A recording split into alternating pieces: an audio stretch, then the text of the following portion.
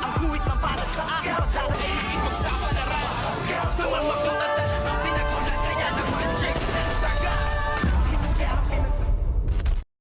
Morning mga kachikas and welcome sa aking munting channel. Nanginginig ngayon sa takot itong ang si Aling Tinding nang makita niya nga itong si Doña Pilar at muli ngang bumalik sa kanyang alaala nang siya ay nandun pa sa pamilya ng mga Guerrero at malaki pala ang pag-ibig sa kanya ni Don Gustavo kung kaya't ito ay pinagsamantalahan niya ang kanyang pagkababae at ikinulong pa nga ito na ngayon nga ay ang naging bunga ng kanyang pagkasamantala sa pagkababae nitong si Aling Tinding ay si Aling Marites. Nangangahulugan lamang na ito palang si Marites ay isa rin siyang bunga ng kasamaan ng mga Guerrero kung kaya't ngayon ay hindi alam ni Aling Tinding kung ano din ang kanyang gagawin dahil muling bumalik sa kanyang alaala ang nakaraan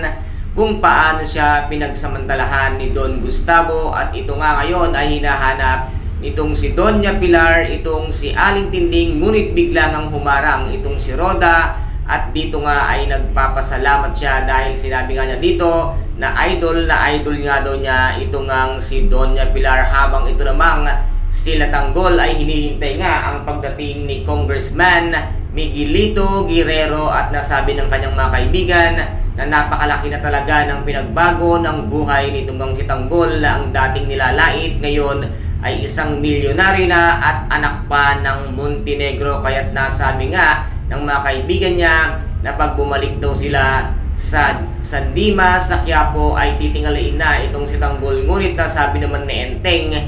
na kung makakabalik pa sila dahil nga lahat daw sila ay hinahunting nga nitong si Mang Rigor at nasabi naman ni Boss Divina na kinakailangan nilang maging kaibigan itong ang si Congressman Miguelito dahil tatakbo nga ito bilang isang mayor at mas lalakas ang kanilang puwersa dahil nga mismong gobyerno na ang magiging